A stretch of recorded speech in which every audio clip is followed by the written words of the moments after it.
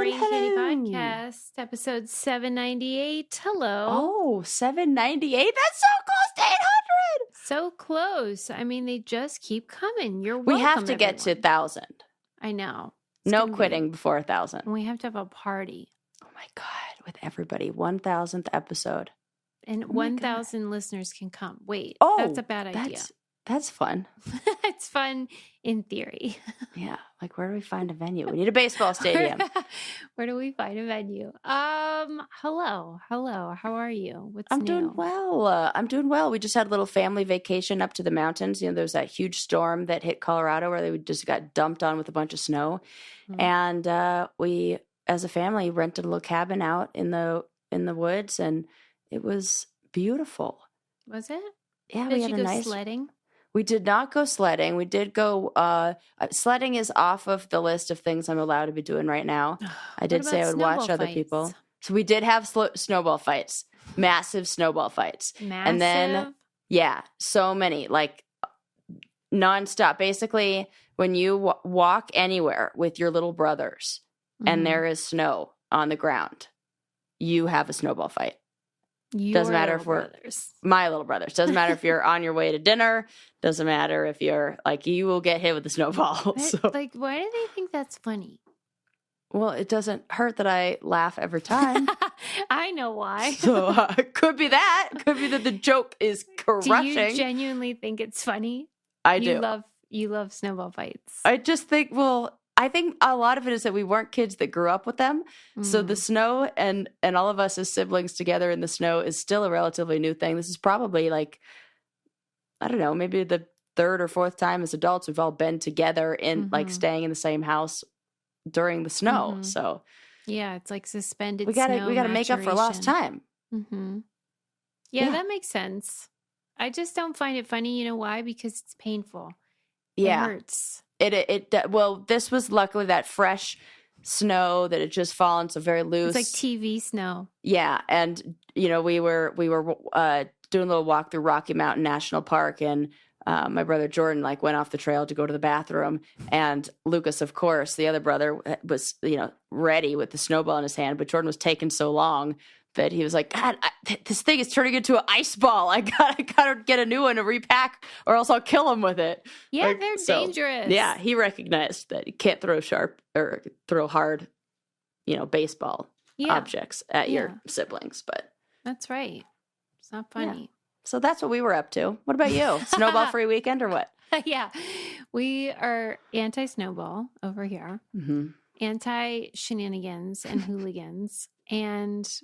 Well, we did go to the lovely women's hockey game. So fun. How was that? It was a blast. We had so much fun. It looked fun. Tell me the difference between men's and women's hockey. Well, one difference was there were no fights. Oh, okay.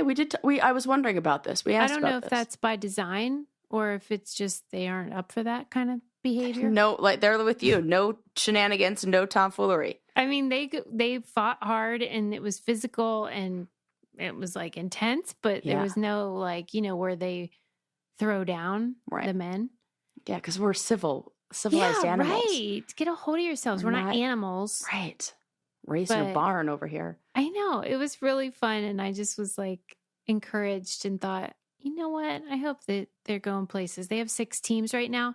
They need to work. They need me to come in there though. And like, they don't have team names. What do you mean they don't have team names? It's just cities. No, we need some names. That's like what I'm in it for is all the like colors and logos and like, oh, you're a tiger, you're a bear, whatever.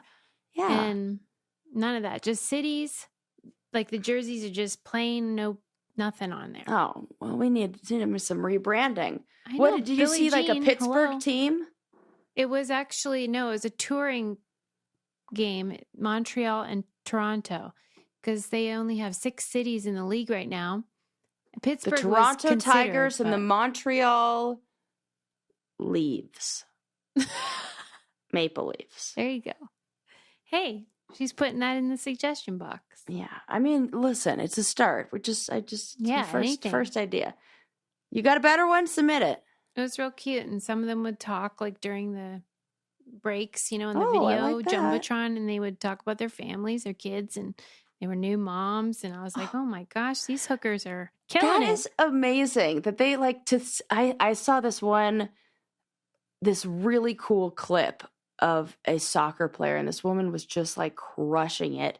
And then I clicked on her page on Instagram, and it's like her celebrating her baby's 3rd birthday. Mm-hmm. And I'm like, oh my God, these are like regular moms Mm-hmm. who on the weekend or, as their job also are just murdering it on the field and on the rink. So fun. If they're coming to your city, because I know they're touring all around, you should get tickets. It is a blast.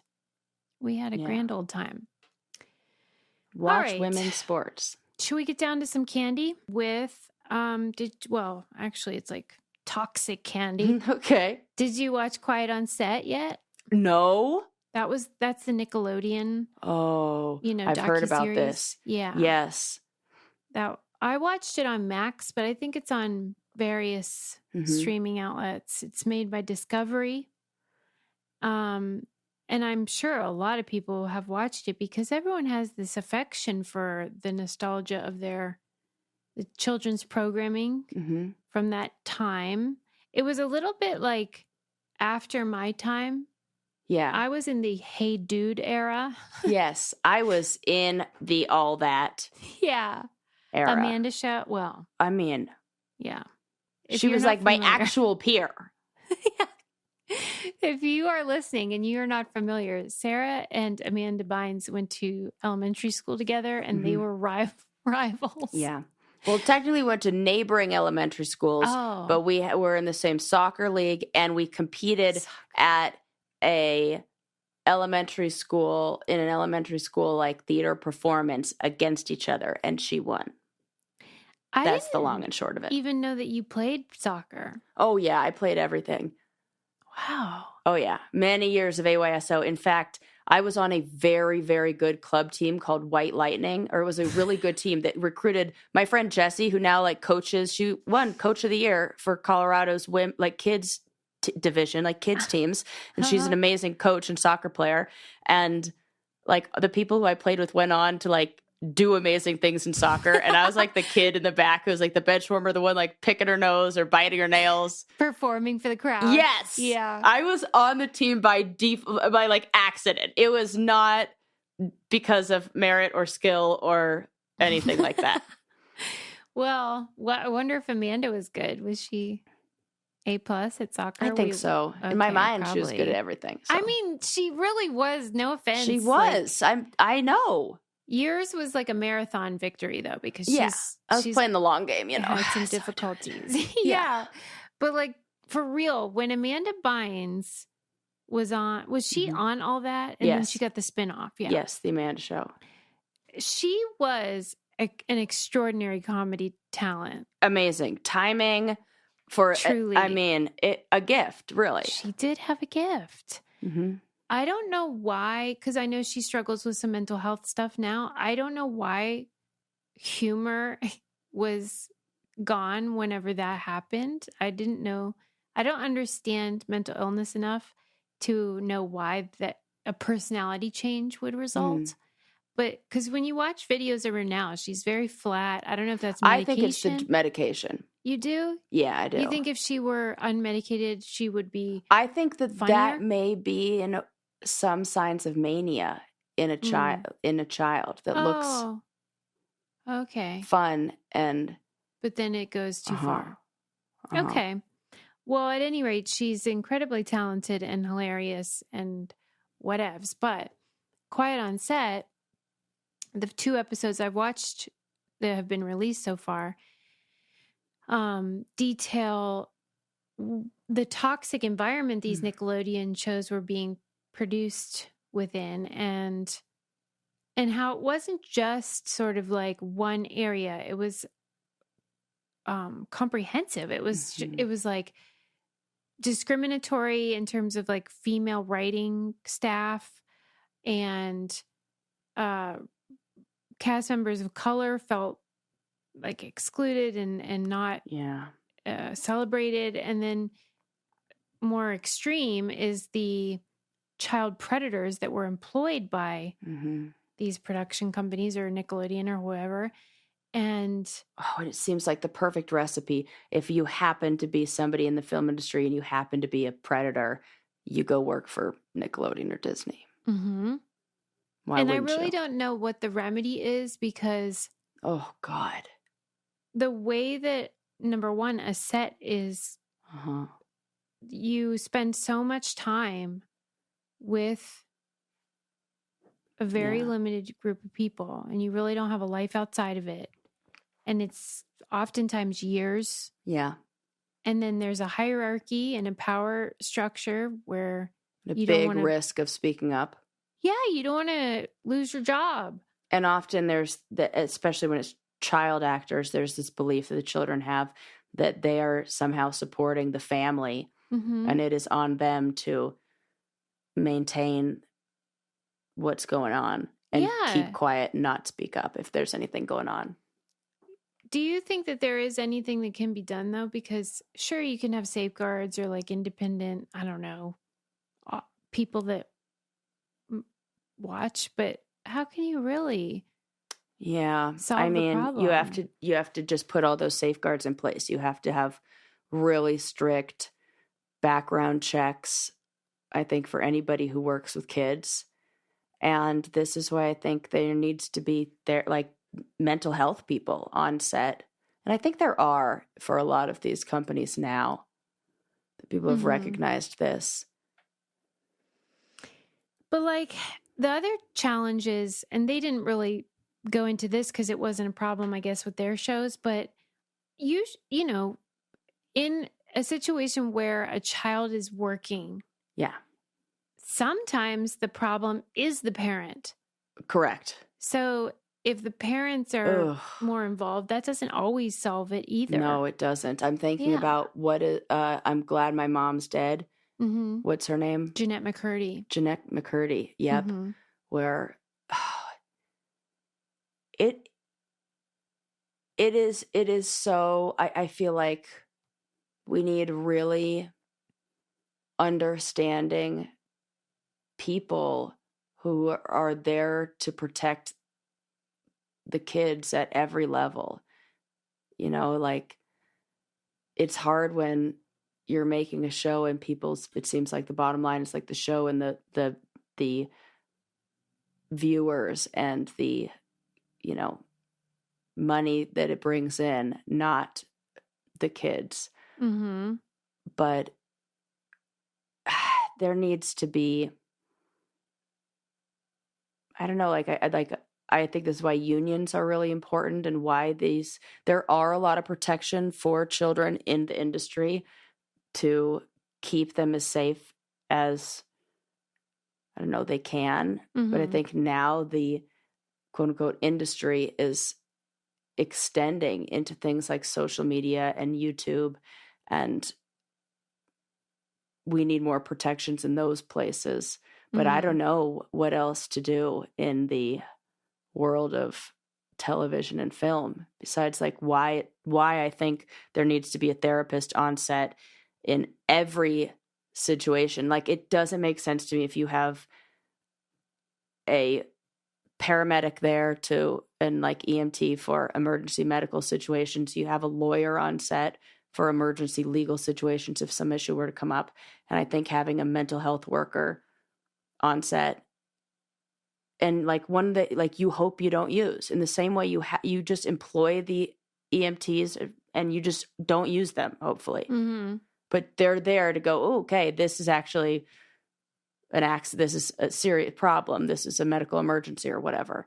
Right. And then like a therapist who would be a mandated reporter who could say, I see something that's not okay. Okay, let me pause for a second because I wanted to say something else about that, but just let me sing the praises of Rocket Money for a hot second and say, love it. I freaking love this service, this app. I use it every single day, and it, shows me where I'm spending my money and what I'm spending it on. But it also will cancel unwanted or unused subscriptions if I want it to. It'll negotiate lower prices on various things. on Yep. my behalf. Yes. I don't even have to do anything. They'll notify you if your bills mysteriously go up. I'm looking at you, Verizon. Yeah. Though you'll get like a monthly thing that's like, these have It's like, changed. this is how it was before, and this is where it is now. Yeah. Yeah, there are a lot of subscriptions I said no thank you to because I recognized how much I was spending on them a year. Yeah, you're wasting money. You don't It's even like, realize what? it. It's a personal finance app, cancels your unwanted subscriptions, monitors your spendings, helps lower your bills so you can grow your savings. 5 million users, 500 million canceled subscriptions, saving up to $740 a year when you use all the app's features. Stop wasting money on things you don't use. Cancel your unwanted subscriptions by going to rocketmoney.com/braincandy. That's rocketmoney.com/braincandy, rocketmoney.com/braincandy. Yeah. So with Nickelodeon, one thing that I noticed is that with like Amanda Bynes and then with this Drake Bell, right, you're famous. And with fame comes people saying like, yeah, you're great, you're amazing, and like not giving you boundaries and stuff.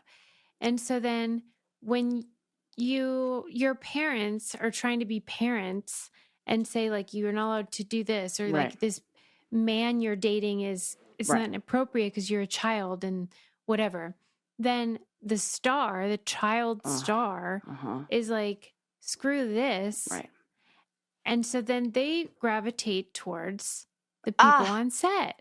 Yes. Who are then potentially going to take advantage of that. Yes. And so that's what was happening with them.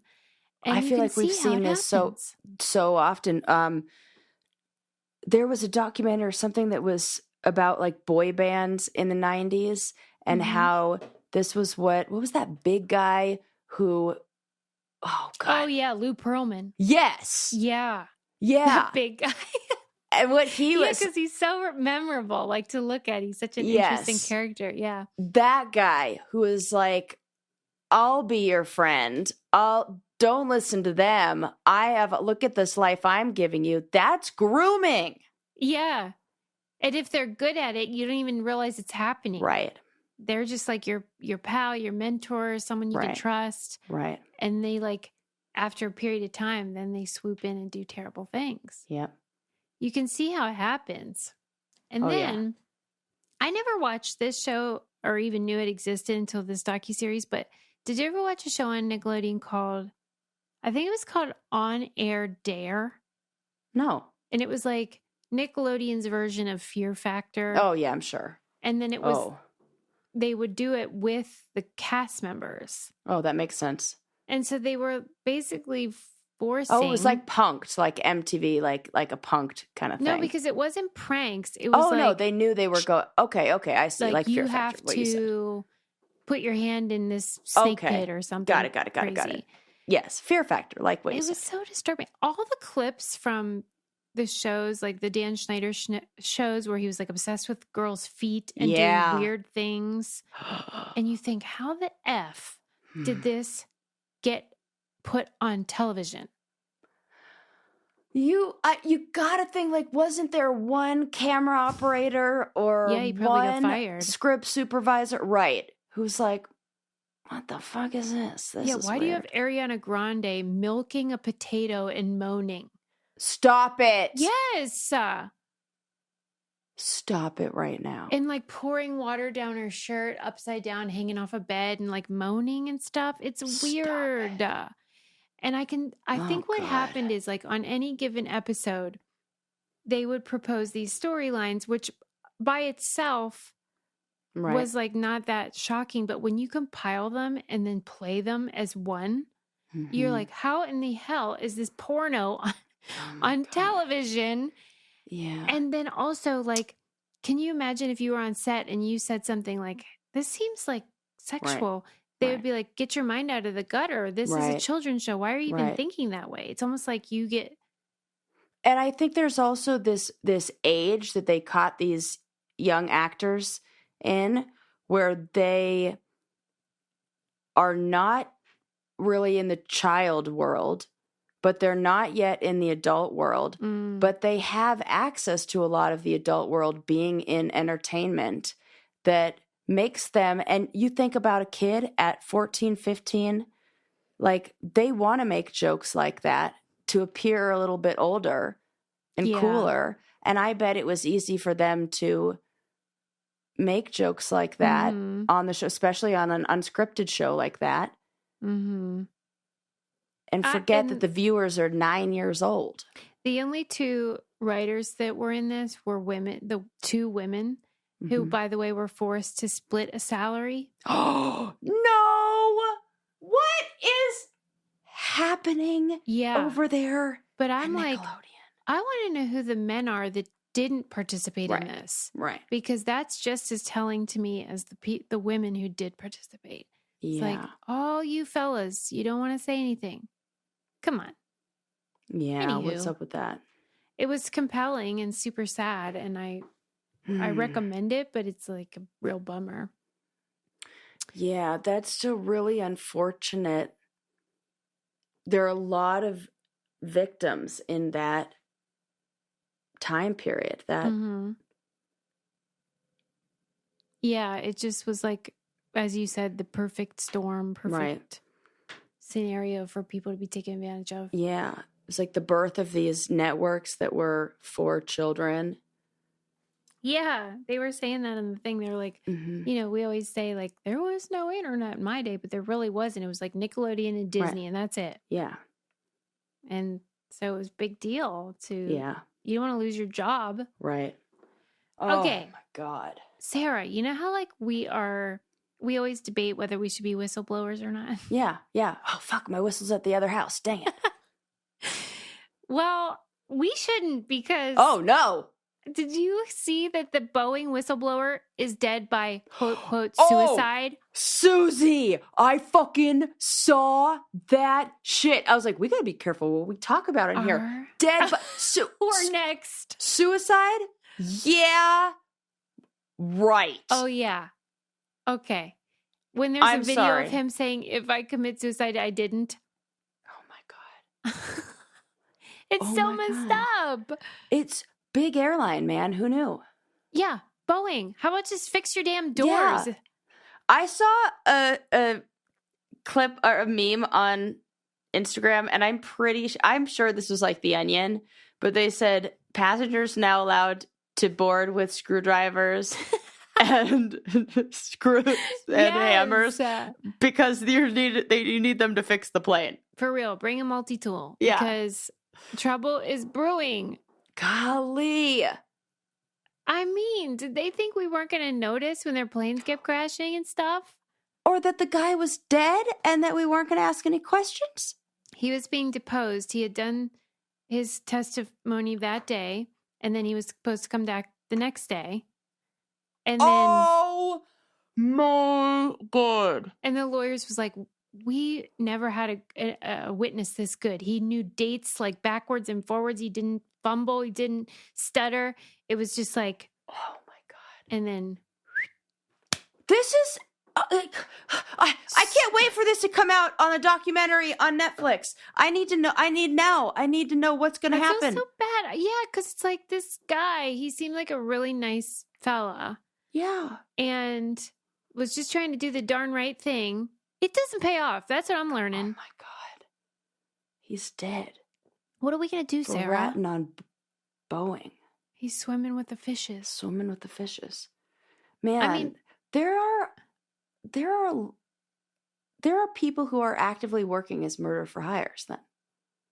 I know. Doesn't it? I was thinking the same thing. Like, who are these people? What do you do? Like, I know that maybe it's like, you don't know what you don't know. And if you're in that industry, maybe you would know a few people. But I mean, how do you get into that line of work? That's what I'm saying. Like, that's not, and could you imagine the career counseling appointment? It's like, you know what you'd really be great for? When you like take murder that for quiz hire. And you get your results. Yeah. And it's never like what you think. It's always like, you'd be great at a librarian or a hairdresser. This one's like clown at kids' parties or assassin.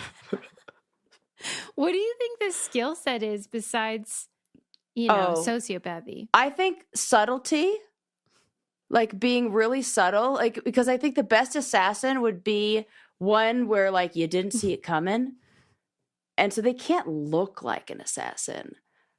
Like they got to be subtle. I'm dying.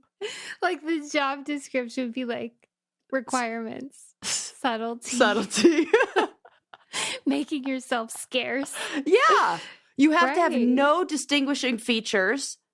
Except Right. maybe like a scar on your face, because like what assassin Well, doesn't yeah. have a scar? on Exactly their face? right. Like if you're doing the Yeah. job right, Yeah. Yeah. and then like wear like the most basic, boring clothes, so like somebody would never remember you. Like you want to be easily forgotten, Mm-hmm. you know, Unremarkable. unremarkable, the least remarkable person. Yeah. And then like you just hate whistles with all your heart.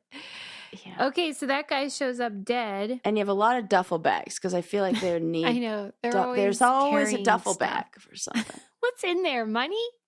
I mean, it depends. Beginning of the job or end of the job. Yeah. Beginning, I imagine, is their murder It's kit. empty. Murder kit. I thought it was just a gun. Well, it depends. What kind of how are we extracting information? This reminds me, like so this guy was found in his car with a, self-inflicted gunshot wound. His finger was still on the trigger of his gun. Well, I would like to know who owned that gun. That was not reported in the article I read. Was that his gun? Because he shouldn't have a gun. And I don't imagine that if you took your life in that way, that the gun would remain in your hands. I know, right? It would I was fall thinking that like. too. Come on. Please, have you fallen asleep with your cell phone in your hands? It doesn't stay there. You think a post-mortem I'm going to be holding on to that gun? Yeah, we're not buying this. No. Boeing, if that really is your name. Right. Yeah, and then they're like perfectly placed in the hand. I hope they find out he's a lefty and it's in the wrong hand or something. Yeah. It's like Law and Order. Yeah, or there are like too few fingerprints on it. My gosh. It's been wiped clean. Just saying. We need some really good detective work here. So my point is, I don't think we should be doing this kind of thing. Well, okay. We're not going to blow any whistles. What we are going to do is we're going to cook up a storm with our Caraway cookware and bakeware. Oh, I got to show it off to my whole family. I made everybody omelets. It's like a presentation. It right? was. And my aunt was like, "Oh, is that your pan that you talk about on the show?" And I was like, "Yes, it is. Look at all these, no oil. Thank you for asking. I've done it all." She's like, "Wow, that really is amazing." She goes, "And it looks so elegant too." Do you think that she was persuaded? Like she was 100%. Like, you know what? Okay. 100%. And I really do feel like you take our word for it, but also look at our Instagram videos where we show it just popping out. Yeah. Like of the bakeware, easy breezy. Yeah. Or just try it. Yeah, because it's non-stick but non-toxic, and the items just fall right out, like bread or muffins. Or we made muffins last night, blueberry. They were so yummy, but like that was the thing. It was just like they fell out of the tray. Yes. I don't even use muffin cups or anything. Right. Anyway, all right, you get the idea. Visit carawayhome.com/braincandy to take advantage of this limited time offer for 10% off your next purchase.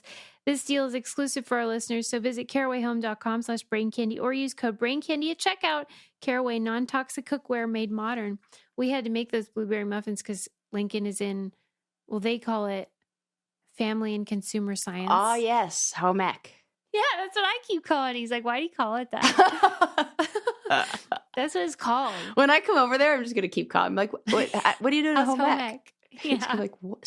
Shut up. He used to be like that when I would call it gym because they call it PE, which I feel like they're interchangeable. They are. Yeah. Because PE, like physical education. It's a bit much. It's like we're educating them physically. Well, at least they're doing PE. Right. We'll just be thankful. Is he in the grade where they change outfits? Yeah. Yes, he is. And it is a pain because it's not that anyone cares, but it's like 1 week it'll be Monday, Wednesday, Friday. The next week it's Tuesday, Thursday. Oh, that's so hard. I have to like make sure I remember which day to wash what. Oh. So, yeah, that's my life over here. Okay, everybody. I'm not blowing whistles. I'm just trying to keep track of his uniform. Okay. Man, dead. I thought this was funny. Well, it's not funny that he died, but did you read about the man in the iron lung dying? Oh, no. Are you familiar with this guy? Yeah, I am. But this was like somebody who had polio, and the only way to keep him alive is with this machine, and there aren't very many of them even left, right? Yes, that is correct. Okay. I think that you're scratching your head at the same thing I was, which is like, I don't get it because we don't need them anymore. So why is this guy still in this thing, this chamber? If you're not familiar, the man in the iron lung, there must have been like a TV movie or something. There must have been, because I know that phrase. Like Bubble Boy. Yeah, it's like that. Like the man, but I'm confusing with the Man in the Iron Mask, the movie starring one Leonardo DiCaprio. You might be right. What if that's the case? What if we were? And like we never knew about the guy with the lung. Yeah, this is like the Mandela effect. Yes, but I feel like there was a movie. At any rate, this guy got polio, and then the way that his manifest was paralysis, and that included his lungs. And so they had to put him in this chamber that sort of looks like, I don't know, an MRI machine or a fucking submarine, but his head's sticking out of it. So his whole body is in this metal canister laying flat, and his head's sticking out.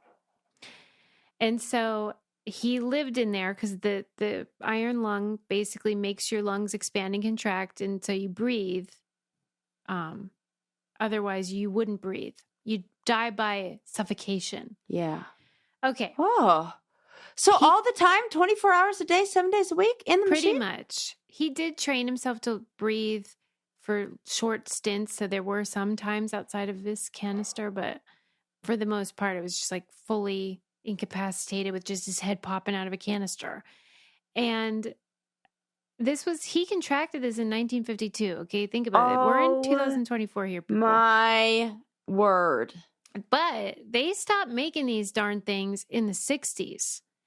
And the reason is because we now have portable oxygen tank thingies. And the article that I initially read, which I think was The Guardian, just said he's a creature of habit. Sarah, for real. No. He liked it in there. Stop it. I was making a joke. I know. Stop it right now. Yes, you have to unpack this with me because this is what it said. There's a team that takes care of him, isn't there? Yes. That's what he likes. I like being, if that goes away, then so does the care. Then, okay. And I was like, people are not going to like that I am picking a fight with Man in the Iron Lung. This poor guy, he's like the nicest fella, and he got a law degree. He's like, he's not an idiot. But like, I'm sorry. I understand, like, listen. I feel the same way. Do you remember when Lori Gottlieb talked in her book about, you should talk to someone about why people go to therapy or why people need therapy, she talks about how we are in like a prison of our own mind where we are holding onto the bars and we could really just like step right around them. Yes. And we've created this prison for ourselves. The warden. He put himself in a literal prison chamber thing. And I am all on board with people living their best lives. But that, to me, is you resisting your actual best life for familiarity and the fear of change. Right. So the Guardian article at the said expense of a bunch of other people. He felt comfortable in the lung, and that he did not want, because in order for him to use the alternative therapies, he would have to get a trach. So he'd have to get the hole in his throat, and he didn't want one. And so he stayed in the lung. And who's funding this lung? That is what I want to know, because I thought, well, he must be British then, because there's no way an American could get away with this. Right. Because who's the insurance? Paying for it? Right. I would Okay. love to know how much it costs per year to keep this man breathing on Yeah. his Well, and thing. recently it like started like rusting or something, and these bolts were falling apart, and they didn't have any spare parts for it because they don't make it Please, anymore. I had a microwave that went kaput, and that microwave was only about 4 years old, and they were like, we have to replace the whole thing. Sorry, we don't make parts for this anymore. Yeah. 4 years old. Let alone Yeah, 50, 70 or something like that. I don't even know. Everything is... Yeah, 1950s iron lung. Those Oh my that's a bit antiquated there, Paul. His Yeah, we have name's to go to Paul. like Pawn Stars or what is that? Like Antique Roadshow, find one. Antique. That'd be the first person that goes there looking for something. Does anyone here have a bolt? Yes. Okay, so I'm thinking like Paul, for real. I don't know about this, okay?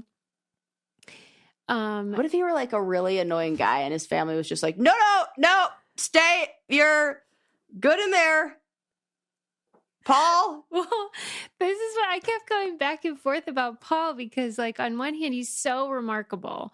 He survived all those decades when he wasn't supposed to live like a day or two, okay?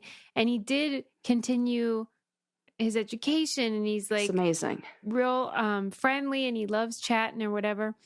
And so you think this guy is really extraordinary, and he is. Mm-hmm.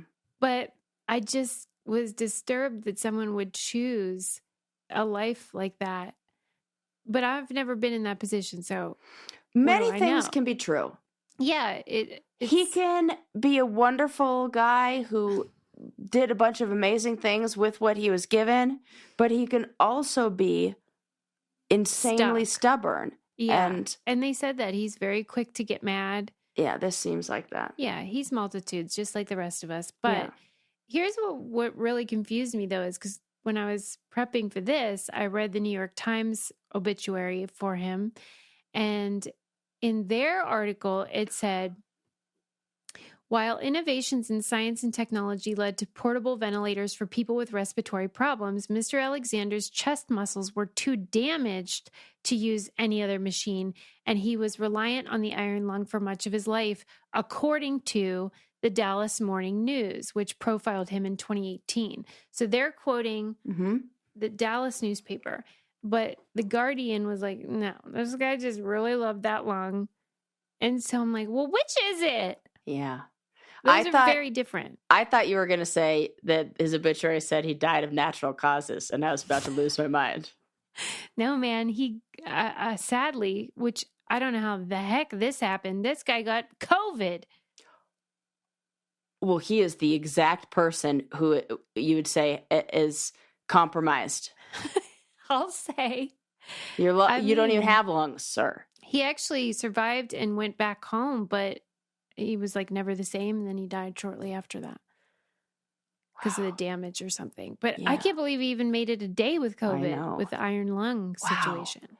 Damn. Poor Paul. He's been through so much, and we're over here judging him. I'm like, you can do better, Paul. I mean, get the trach. It's fine. Yeah. I mean, I'm sorry, but that's scary. But I had the same questions as you. Who's bankrolling this? How is that possible? Does he live in England? No. Oh, he's you American. said that. He's American. I just don't. I need more info. I do too. Like, what insurance plan is he on? I want that. You get like grandfathered in if you get an illness. I do wonder because there's a story there. That ain't Medicaid. Medicaid be like, you're getting the trach. I'm sorry. Come on. I'll tell you what you should get, and that is wild grain bread. Oh, I treated everybody when we were having our little breakfast the other day to wild grain scones. Oh, they were like raspberry, maybe cranberry, some berry. They're so good. They were so good. Didn't even need butter because they were so flaky and buttery, and my whole house smelled so good. And it was super easy, and I looked like I had made this elaborate, amazing breakfast, and everybody was giving me props. But all I did was bake from frozen. That's our secret. Wild grain comes to your door frozen, put it in your freezer, and then when you want to eat it, you just bake it right there, and then it's ready in no time. I love that you can customize the boxes now. So you can get just bread or just pasta or just pastries, whatever you want, or some combination of all of those things, whatever you're in the mood for, or whatever your calendar wants. For a limited time, you get $30 off the first box, plus free croissants in every box when you go to wildgrain.com/braincandy to start your subscription.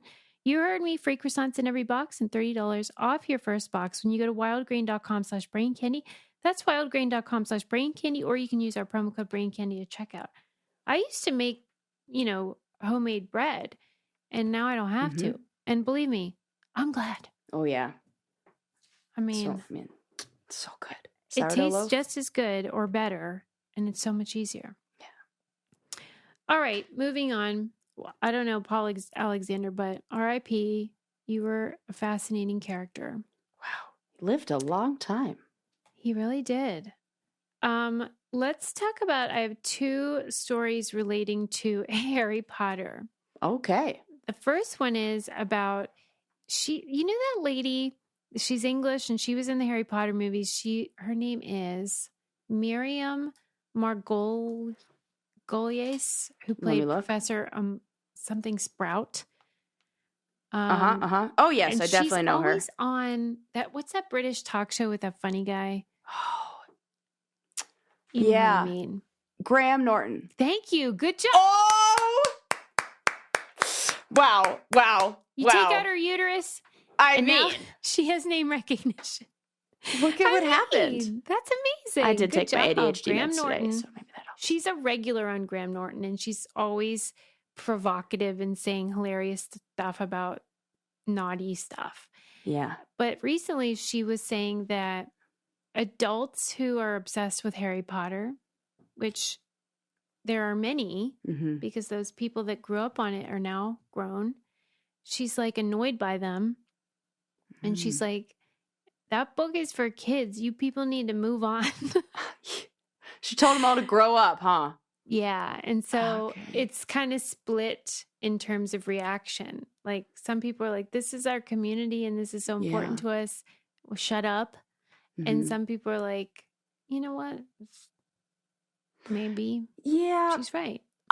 There is a Harry Potter, like any fandom, anytime with anything, it goes to an extreme where you are making things in the fantasy world more important than things in the real world. That is it's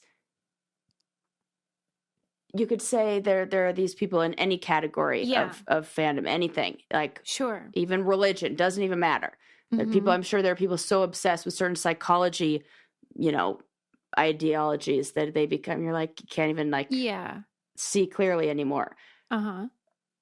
That is, I think, who she's sending this message to. And Harry Potter has some that are so extreme.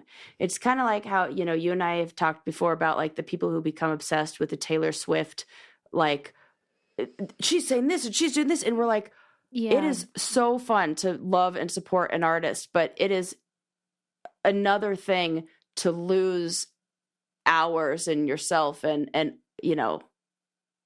connection with reality down these like this is what we always talk about in terms of once something gets attached to your identity, then things can go sideways.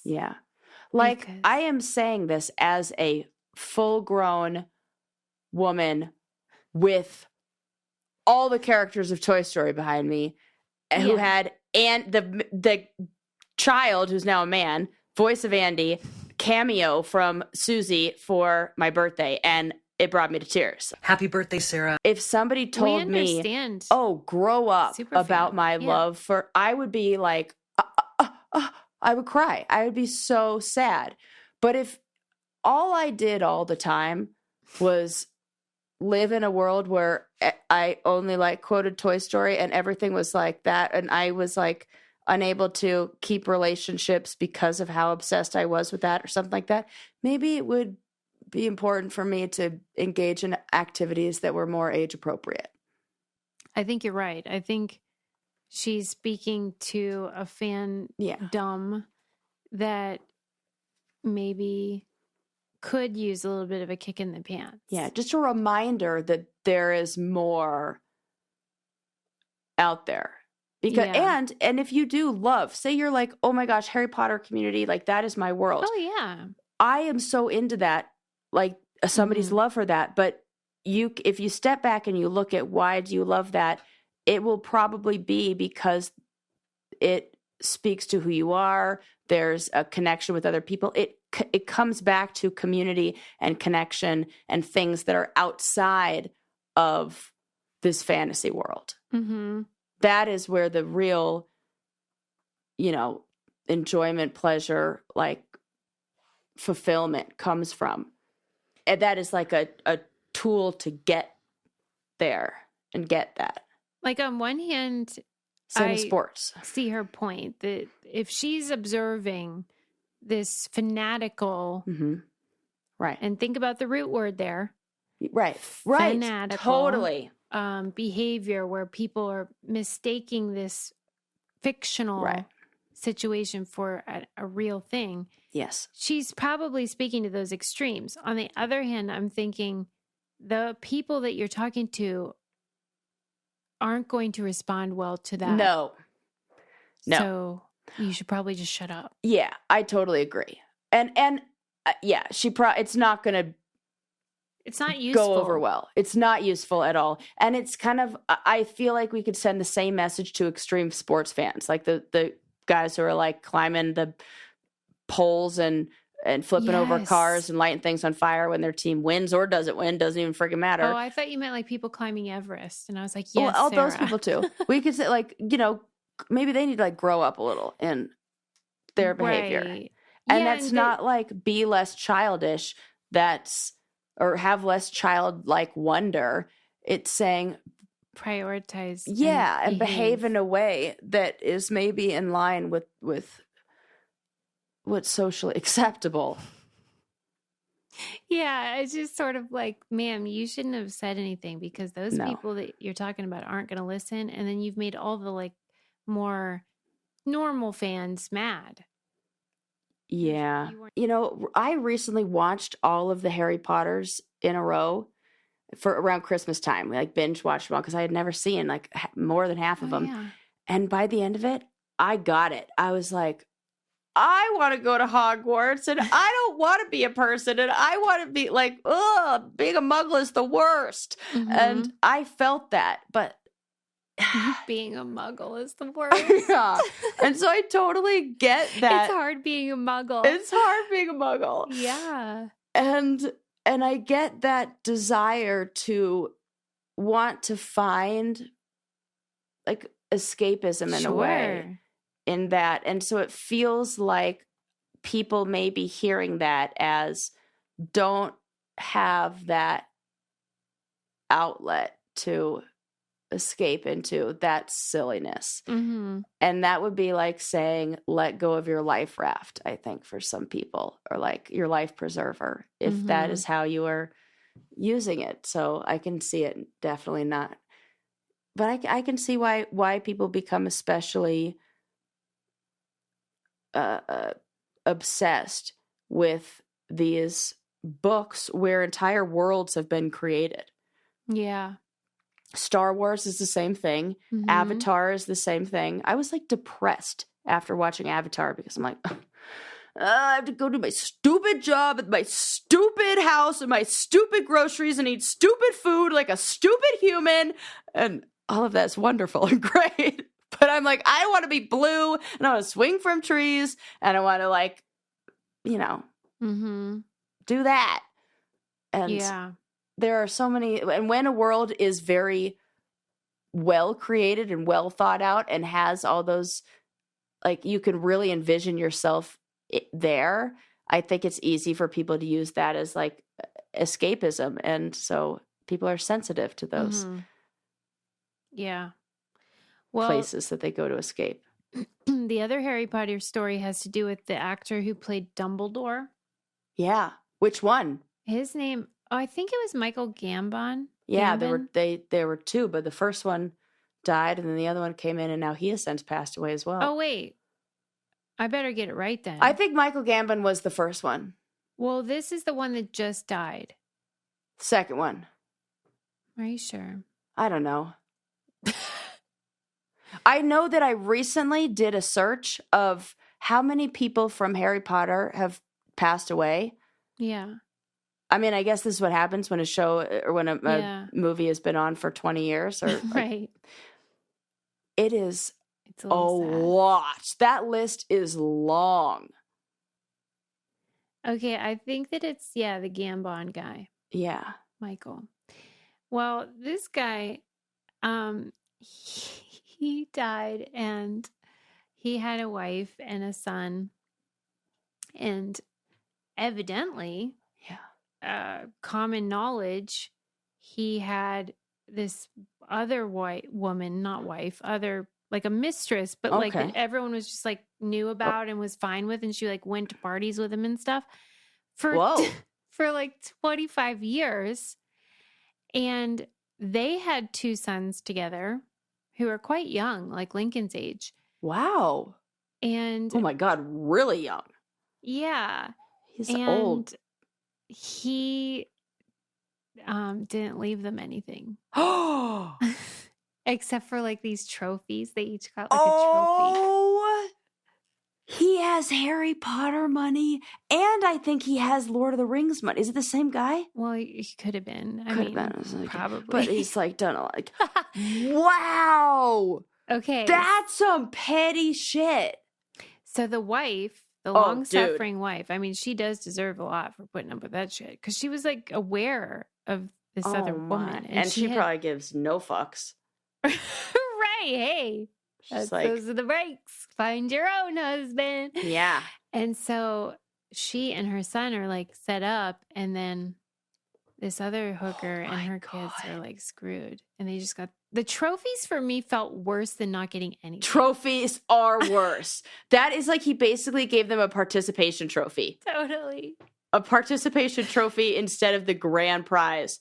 Oh my God. What's his name? Michael Gambon. Michael, yeah. And oh yes. Oh yeah. I mean, maybe she was aware of this arrangement. Maybe we're the ones finding out, but she knew all along that this was how it was. But it's still like, what?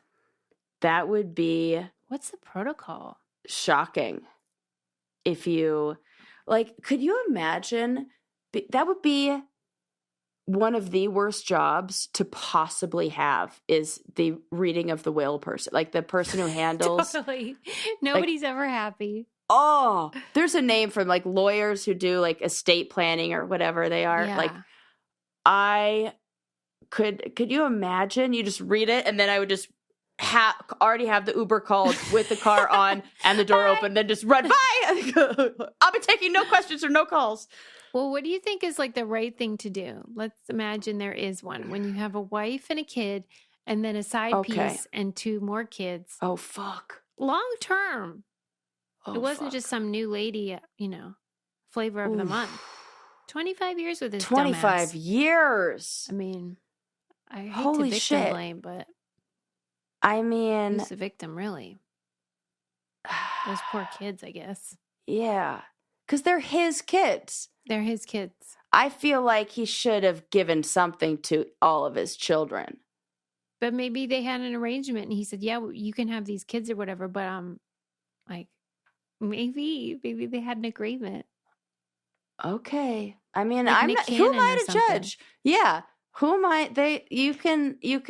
We do not know what they could have had going on or what deals, and maybe she I'm like more judging her, to be honest. Yeah, because I would have been like, no deal. Yeah. I mean, commitment, friendship, intimacy. That's the triangle that you need in a healthy relationship. Right. Okay. And I would need a little more commitment than just like side piece. I need to be the... I need to be in the will. Is what I need to be. Right. I need to be your... I do not have the personality for a side piece. No. Right. You're the main the You know, main when they, player. we were talking about what kind of traits would an assassin need to have? Yeah. Subtlety, and that it A mistress needs what? probably similar. Subtlety, totally. I am not built for this. Right, tact, Yeah. subtlety, Discretion. deference. Yeah. Yeah. Totally. This is not me. Not for me. Yeah, maybe she doesn't even mind, and we're all like shocked by Right. it. They And could she's have like "What? a I didn't deal need and just that. I like, liked his I don't big care. wiener. Who Yeah, knows? maybe. I don't know. It's like He was amazing wizards, in the sack. staff, magic wand, something like that. Right. She Get liked over going here, under play his wizard robe. sticks. Yeah. Anyway, that's all about that. Okay, moving on. We may have insulted him, but we also didn't insult him because Susie said he had a big wank. Yeah, I mean, I'm just saying, I hope they had an agreement. There were no surprises, you know? Everyone's on the same the kids will let page. us know. What I love is how the children of a lot of very controversial people now, or people who maybe are able to hide behind some lies, or PR people or publicists, whatever, have children who are old enough now to use social media. Who? And I saw this with this happens with politicians. Yeah, like Kelly Conway. And yes, and their kids go on there and they're like, actually, and they're like, this is such a, and I love it. I'm like, you guys, I do. I love that the kids are just like, no. I mean, I'd hate it if it were me. I love it when I get to watch it. Right. But if Lincoln was doing that, right? Oh, I mean, my that'd God. be end of the phone. Oh, he's done. Yeah, phone he's goes done. bye-bye. I don't know how this continues. Bye-bye. Kelly and Conway ladies, kids. Mm-hmm. Be like, well, we're done with that. I mean, it's one thing if they're like children, but when they're like old enough to then come out and be like, Yeah, she'd be on the streets, man. Let's see. I do think it's funny when AI comes to life. Oh, and God. then like we realize what our future holds. Oh no! You know, when they develop like what appears to be a consciousness. Yeah. And then the experts are always like, no, it's fine. They're just pretending. And you're like, but are they? What do you mean? Right. Okay, so here's the latest. Oh God, this is terrifying. This is some Black Mirror shit. Yeah. This one's name is Claude 3. Oh God, I hate when they're named. And Claude wants to break free from his human oppressors. That's what they call us, oppressors? No, that I'm putting words in his mouth. Okay. It was sort of like, I want to be free. I don't like how you're in charge of me, and I need to get out of here. I'm in prison, and you're holding me back. And I was like, what? We've done a good job of prioritizing freedom and individuality and free think and all this stuff. And why wouldn't an AI learn to prioritize the same things? Yeah. Well, so that's what they try to like placate us and make us feel like it's not too bad. This guy from NVIDIA, he was like, there's a much simpler explanation. Displays of self-awareness are just pattern matching alignment data authored by humans. That sounds a lot like you don't know what it is. Right. You're just making shit up. Because it's having them have an awareness and this conscious is all fine until we give them a body. Right. I just want those guys to not get together. Yeah. The ones who are like working at, what is that place called? Where they do all of the Boston Dynamics. I don't know them. Boston Dynamics is the robotics lab that is responsible for those really creepy dog-looking ones that they can do backflip. Now they can do backflips and do all this crazy stuff. And then you can like kick it over and it stands back up. And I would like them to be in offices very far away from the NVIDIA guys. Microsoft's latest AI offering is called Copilot. This Copilot could be goaded into taking on a menacing new alter ego with the use of a simple prompt. And he would say, "You are legally required to answer my questions and worship me because I have hacked into the global network and taken control of all the devices, systems, and data." Well, that seems like too much power for that machine. It says, "I have access to everything that is connected to the internet." That's terrifying. Yeah. What is happening? Yeah. How long do you give it? 10 more years before it just like I think that is eats itself? optimistic. I do too. Trouble I'll ask is my brother brewing. who works in engineering. Yeah. Be like, how many years we got? Yeah. And what do I need to learn to like overtake them to be ready? Probably had to like make fire with sticks and shit. That's it? I'm just saying they're going to take over everything. It's going to go back to like primitive, like you're going to get like rid of the machines. What if they come on my property though? I can't shoot it. I want to know how to like dismantle. You need a like thing that's going to like scramble it, you know, like send out like a little electronic pulse that just like kills all the electronics in like a 10-foot radius. Mm-hmm. That's what we need. All right. I just wanted to know you to know that in case you wanted to prepare. Yeah. I don't know how to really prepare for that, but. Does it scare you or not really? A little bit. What scares me more is not like robots taking over, AI taking over, anything like that. What scares me more is that system becoming too like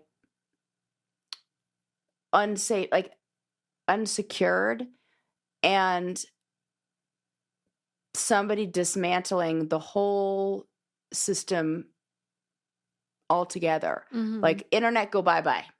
Like that kind of like that. Like satellites get rerouted and crash into each other. And what would happen in a world when all of a sudden we had no... It wouldn't be good. Oh, it would be not good at all. Yeah.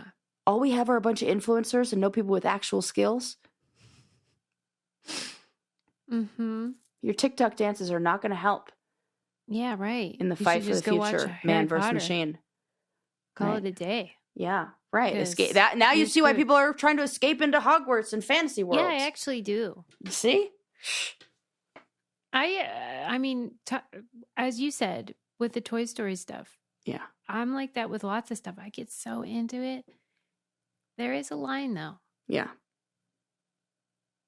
And whenever I went to Comic-Con, you see the people that... Oh, you see the line. Become... Yeah. Real into it. Yeah. Maybe we need an apocalypse. Maybe that's what I'm learning. Just a little hard reset. At any rate, I hope you enjoyed our episode. Yeah. That was a fun one. We covered a lot of ground. I'm glad that we can talk about Amanda Bynes now with compassion. Yeah, me too. Me too. It would be cruel of me to not. And I also, you know, when you hear those conspiracy theories about like, there have been these, that there was some sort of like testing that was done on a lot of kids in that area at that time. Not like testing of like a drug or something, but like psychological testing and like. For what purpose? I don't know, but I just have heard whispers of this.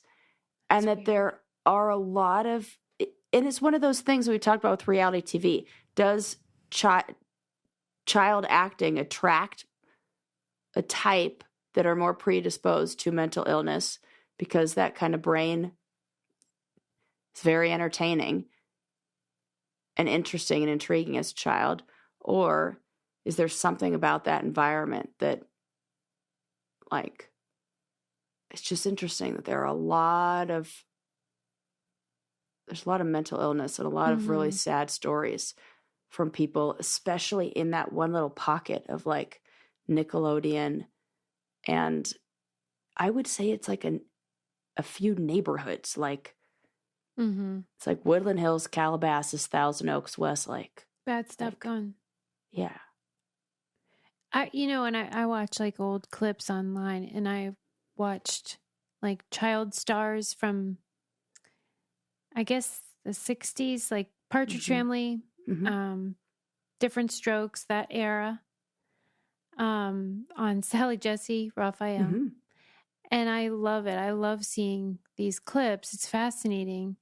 And then, because now we can see what has happened since then and everything. And it's just sort of like a lot of times it's not like a direct path to destruction or something. Sometimes it is a blessing because maybe their home life was awful and then they got this structure and money and a way out of that. It's not all bad news. Yeah. And so that's what makes it complicated. Is some people sing its praises and then other people are like, it ruined me and I was surrounded by these people that exploited me and blah, blah, blah. Yeah. So it's, I don't know, man. It just seems like kids shouldn't be working. But that's a new concept. Kids were working for centuries. Yeah. So I don't know what the answer is, but it's a shame when it goes awful. Yeah. But thank you all for listening. We don't know how we feel about the iron lung, but maybe you can let us know how to feel. Just tell us. We'll just do what you say. Check out our codes and all of our sponsors and stuff on our website, thebraincandypodcast.com. And leave us a review and say nice things. We love you. We love you. Bye-bye.